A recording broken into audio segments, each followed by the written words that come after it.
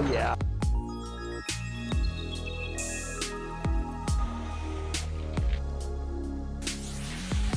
Mice don't have control of their sphincter, as weird as that sounds.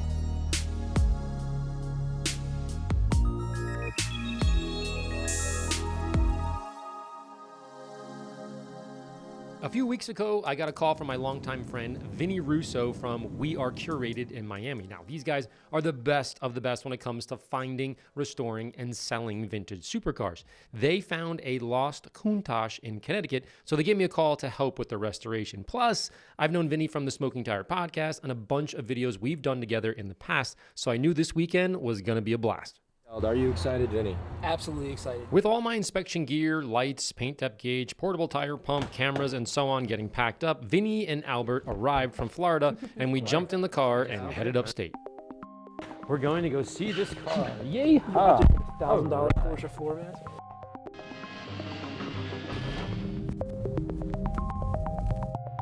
Once we arrived at the meeting spot, Tony, the owner of the car, showed us all his files and all the pictures that he had of the car from the day that he bought it. And you can really see that he loved the Lamborghini and he put a lot of time and effort into keeping the files in good shape. As you can imagine, these records are super valuable to establish and to verify the provenance in the vintage supercar world. So that is really helpful to the guys at the Curated. From there, we followed him back to his garage to see the sleeping Countach.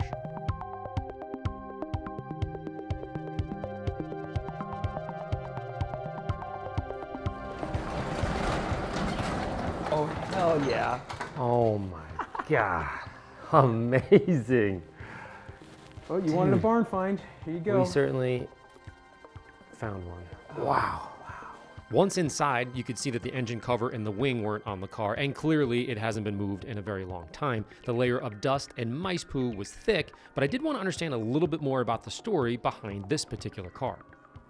So we have a 1985 Lamborghini Countach.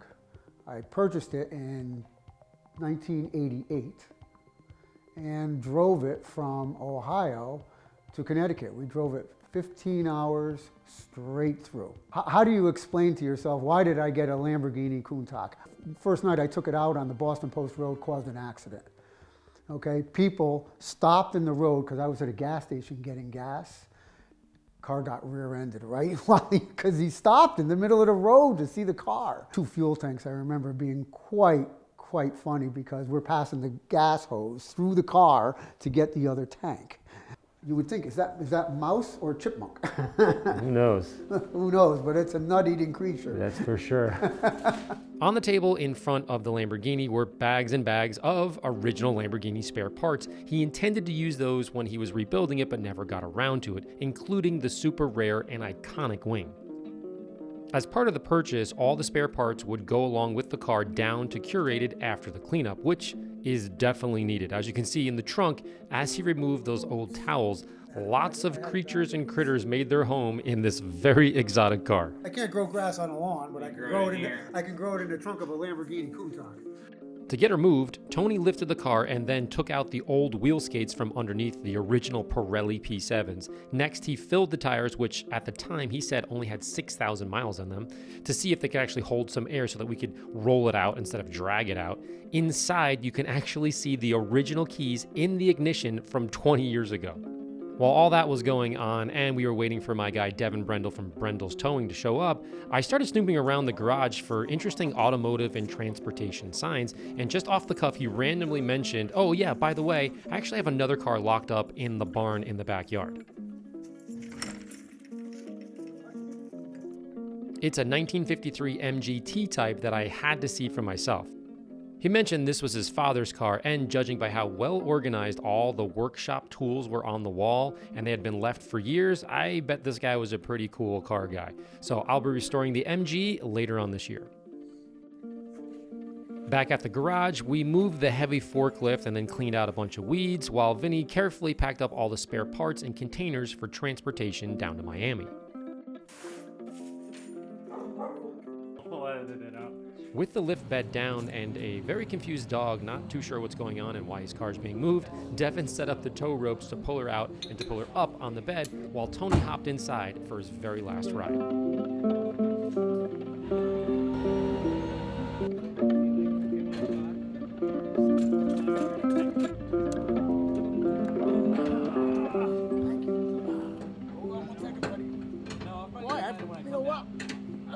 younger when I used to drive this.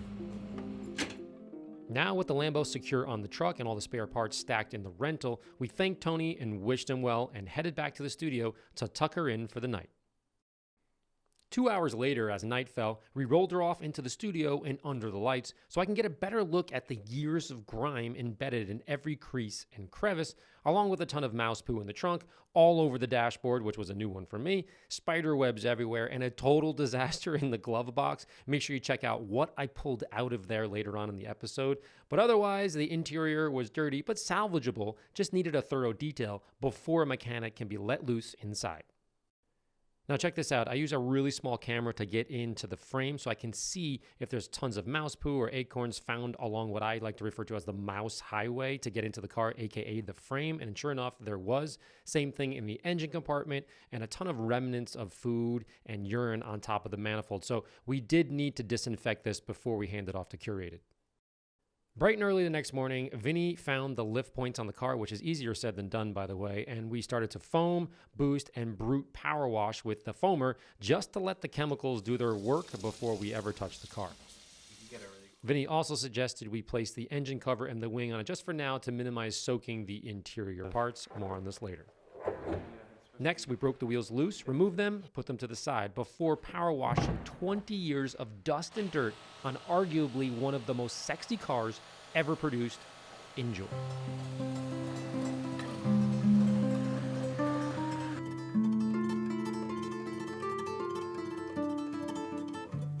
Just like any old car, when you're power washing, be sure to keep an eye on all the seals. Over this much time, it's common for them to dry out and leak. This is why sometimes I avoid the pressure and just use frothy instead.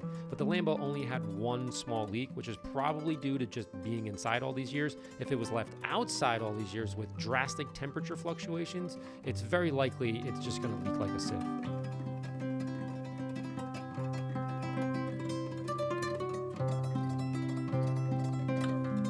Next, I foamed the paint and allowed it to soak and boost and foam. And is there anything sexier than a soapy red Countach? It was a complete privilege to work on and even to be in the same room as one. It has this weird aura around. It's just an unbelievably stunning car to see in person. It was the first one in the studio and it was super cool. Washing a Lamborghini. After the paint and emblems were agitated, I focused on the wheel wells with ammo plum and my large undercarriage brush to cover larger areas, and the exhaust pipes with a smaller brush and a wash mitt before drying with a microfiber towel and compressed air to flush out the trapped water. Next, I typically measure the paint to get a feel for what's left over the metal and what I can work with. Now, in most cases, having a consistent read from one panel to the next indicates that the car is original. But what's super interesting is on cars like the Countach, inconsistencies or fluctuations in the paint within reason is what indicates it's actually original. Most of these were hand painted in barns and garages back then, so human inconsistencies are to be expected here. That's why we're trying our best to perform a preservation detail to keep it original and to maintain its market value. Anyhow, we first tried a yellow pad and yellow polish and it looked much better, but I wanted to see if we could get a little bit better cut with the Meguiar's red foam pad and yellow polish, which did the trick on this particular panel. Now, much like the huge detail we did on Matt Farah's Countach a few years ago, each panel seems to have a mind of its own as the techniques and the results will vary from one to the next. Again, likely a result of hand painting at the time. All right, guys, I'm behind the camera right now. This is the section that I just did. And it looks pretty good. Now take a deep look at the light that's up there, that big square or rectangle rather. I just used a yellow Rupes pad with yellow polish. Obviously it's single stage paint. Came off, looks much better. We exfoliated the paint, it looks good. Here's what it looked like before. Good. Now on this side, Dan tried something else. We used the red Meguiar's foam pad, the same pad that we used on Freedom 1. You can see right here, here's the before, here's the after. There's much more clarity and more depth. Look at that rectangle again. I'll zoom in as much as close as I can get there. Look at that. Much more clarity than this one. You see it's a little hazy, a little foggy, a little fuzzy, however you want to describe it, versus this one there. Perfectly clear, and the paint is still intact, so we're going to use that method on the rest of the car. Next, we repeated the same steps on the rest of the car and adjusted course with more or less pressure, liquid, or passes to see which tweak might work for that specific panel. Here, you can clearly see the 50/50 shows considerable depth and clarity versus the original paint. If you're a super nerd and want to get into the nitty-gritty, I have a full-length video of detailing Matt Farah's Countach with an in-depth tutorial from Kevin Brown about the nuances associated with these types of paints and paint correction techniques.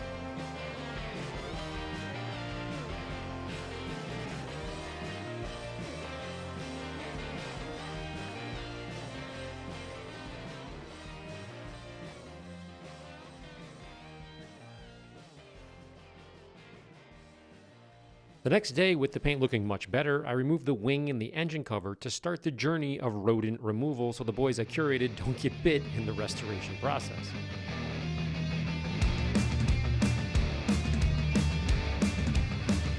For the engine, I clearly don't want to power wash it, so I used Frothy to loosen up the grime so I could just scoop it up later with a towel, and Vinny told me that they were actually going to pull the engine out either way, so my goal is just to make life a little bit less hazardous. Now check this out, I'm pretty excited. Behind the scenes for the past 2 years or so, I've been working on this patent-pending flow-through wheel woolly with the team at Braun Brush. Now this basically is a hollowed-out wheel woolly that connects to the aerator. When you push the blue trigger, Frothy travels down the hose and into the woolly and out the end so that you're always working with fresh product and you're flushing out all that dirty or scrubbed grime off the surface when you're working at the same time. So it's just carrying away all the junk. It's absolutely amazing. Originally, it was designed for cleaning wheels and inner barrels with or without water in the Frothy hoseless kit, but I'm using it here to sort of just test it out. I'll have more info in the description. It has been a ridiculously long journey getting from this idea all the way to manufacturing, but it is an amazing tool and I'm super proud of it. I'll have more info on my website.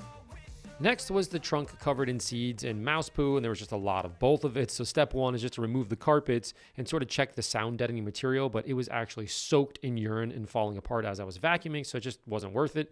So Vinny asked if I could strip everything down to the fiberglass where possible.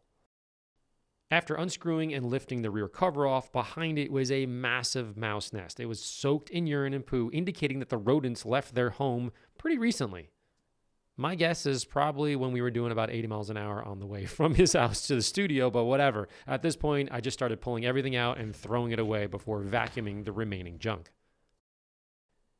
Take a look at the rear fiberglass piece after I removed the disgusting fabric. This is what makes this car so special, at least to me. You can clearly see every little part of this was handmade just to fit right in the back side of this car. It's really cool.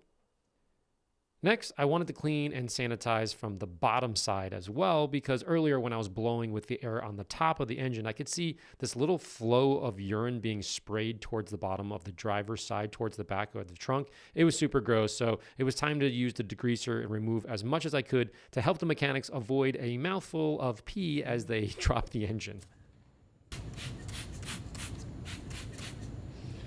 Be careful what you shoot at in here. Some things don't react well to bullets.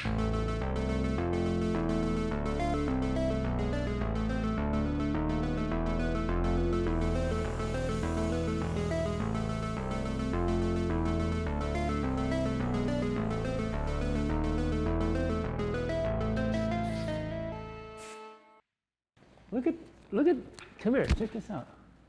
What? I've never seen that before. It's a little wheel. It goes, oh, I bet you, look at that. I think that is the parking brake or the e-brake or something. Have you ever seen anything? I've never seen anything like that before. And these are actually Brembo as well. If you've ever seen anything or can tell me the history of that, please let me know, because that is ridiculously cool. I've never, ever seen that underneath. Check that out. I repeated the same steps on the fiberglass wheel wells, the calipers, and of course the suspension. Again, all being removed, repaired, or even just replaced by Curated in the next week or so. Afterwards, I cleaned the telephone dial wheels with Plum and a wheel brush. Now, these are the sexiest supercar wheels, even still today. Can you imagine in the 80s? It would be crazy to see this thing rolling down the street. So I dried them and then put them back on the car.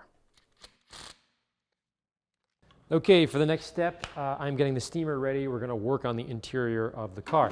Now, there's something interesting that just popped up, is if you look at the door over here, this one doesn't function. The other one works just fine, but the hydraulics on this one don't work. So you have to really kind of squat, and I'm not even exaggerating a little bit. This door is incredibly heavy. Why? Back here, there's a bolt, and it holds a steel beam that goes through. So there's a piece of steel for DOT regulation when it came over to the United States for side impact, that sort of thing. By default, it makes this door incredibly heavy, especially when it's not functioning right. So if this comes down with this sharp point, I don't even need to describe what's going to happen. There's going to be major damage going on here. Now, I've worked on a lot of cars that can get you really ill from all the mice poo and that kind of thing, but never on ones that could potentially chop your arm off. So I came up with a little bit of a plan here of using one of my camera mounts or one of my camera stands. There's a piece of rubber, so it's super soft. If I push this down, it'll lock into place, and I think it will stay. So I think we're gonna shoot some cameras in here, some lights, and I'm gonna work from the other side because you can see inside here, there's a bunch of mold. So I'm gonna do a little bit of Gumby action because I don't feel comfortable laying across this because I wanna go home tonight. Once inside with all my limbs intact, you can see the acorns and the mouse poo again all over the dashboard, which at this point isn't really a big surprise, but what I do find in the glove box later will make you gag. Oh, it's still wet, dude. With my mask and gloves on, I first removed everything that can be removed safely from the interior. Take a quick look at this floor mat. Notice the lighter areas on the black carpet. This is caused from the sun coming in through the side window of Tony's garage and hitting only that area for 20 years. Likewise, this is another reason that contributed to the, let's say, inconsistency in the paint finish and the techniques that we needed when polishing the paint. So sun fade is real. This is just a perfect example of why car skin and our skin needs UV protection. Step one is a preliminary vacuum. Underneath the seat while I was vacuuming, I found a matchbook from a strip club, which will only foreshadow what we're going to find in the glove box. Once all the heavy particulates were vacuumed up, I sprayed Digest enzyme cleaner to eliminate the organic matter and the smells associated with fecal matter and, of course, urine. Yeah, I like the smell of Digest. Inside, I first cleaned the mold with lather in a small brush. I did the same thing on the Triumph TR6 barn find video a few weeks ago in the trunk. Then I used steam to speed up the cleaning process and repeated the same steps on the rest of the interior. Come here, check this out. Now see this? As I'm cleaning here, because this is the highway where they all went, you see the poop? Watch when I hit this with the brush. Can you see that? See how it's turning brown? That's when you know it's covered in pee and poo. So this is where we need to be careful. Now at this point as well, this brush, as far as I'm concerned, is done. I have to go clean it. So it's one of the big things that people forget. When you're cleaning these things, you have to clean the tools that you're cleaning. So we're gonna put that out there. I'm gonna scoop this up, change towels, but you are working with biologicals right now. Look at all the poo. It literally has changed the color. Can you see that? When the job is laden with bacteria like this one here, a healthy cleaning of your cleaning tools is smart to avoid spreading germs to new locations that may not be as dirty as the previous spot you just scrubbed. On the leather attached to the firewall, look at the perfect example of a mouse highway. You can really see how they walk along the edge and step in their own fecal matter for years and years. You can actually see footprints and the cleaner turning brown after it's agitated. This is the silent issue that needs to be addressed first when you locate a barn find. That's why I'm so thrilled to do this now before Curated works on getting her up and running. You first disinfect, then safely rebuild it. Afterwards, I cleaned out the ashtray and then focused on the remaining leather bits and components with lather and a brush. However, when I opened the glove box, oh my gosh, here's what's inside. A shot glass, Cubis Jack's CD, you know, everyone's favorite band, carb cleaner, because who doesn't have carb cleaner in their glove box, old school Marlboro cigarette box, and the creme de la creme, Jordache jeans soaked in mouse urine. Oh, it's still wet, dude. Oh, that is next level disgusting. As I removed the primary nest and put it immediately into a plastic bag, I inspected the back of the glove box to find the entrance hole at the top right side, which explains the droppings and all the trails along the passenger side door, which to someone like me is pretty cool. Then I vacuumed up all the waste in the glove box and repeated the same steps again on the interior, but this time I added a little bit more steam where possible to remove the last of the fecal trails. Finally, I bagged up the horrifying Jordache jeans and steam vacked the carpets and small remaining areas of the carpet inside the cabin. When I was done, it looked 1,000 times better, but more importantly, it's much safer for John and the boys to disassemble and to work on the car later. As we rounded third, Dan and I reinstalled the rear covers, cleaned the glass with Obey and a squeegee. You gotta love those side windows. And of course, the longest front windshield ever that cost $7,000 to replace if you can source one at all, so no pressure there. Afterwards, we added mud to the tires. Due to the sun damage that we talked about on the inside of the car, on the outside of the car, the same thing happened. All the trim pieces were faded and dried out, so I needed a stronger formula that I've been playing with for a while that's applied with a little towelette called Frame Pro. It will restore faded plastic trim for 1 to 2 years based on how well it's prepped and, of course, how it's applied. Lighter and level strokes are key to this application process. But again, I'll have a full how-to video on the studio channel, but just take a look at the before and after, and it's permanent. Before the car gets picked up, I sprayed a quick coat of Reflex Pro top coat because the paint may get resprayed in some areas, so applying a full coating doesn't make a whole lot of sense at this stage in the process. I just wanted some protection for its trip down to Miami. When all was said and done, the Countach looked absolutely amazing, and the before and after was huge. Later on that night, I had my buddy Mike from Machines with Souls photograph the car inside the studio using some of his crazy light gels to get this wild effect. It was pretty sick. To see how you can do that to your car, read his latest article at machineswithsouls.com.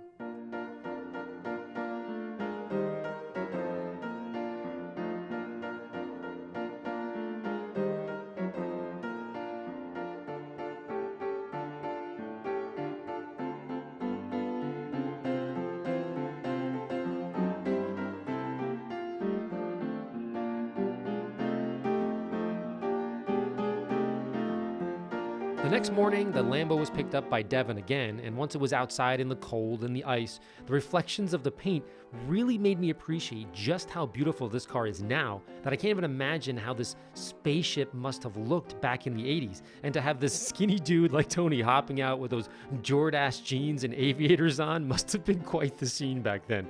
Anyways, to keep up with the future restoration of this Lambo, be sure to visit wearecurated.com for this and dozens of other vintage supercar rebuilds.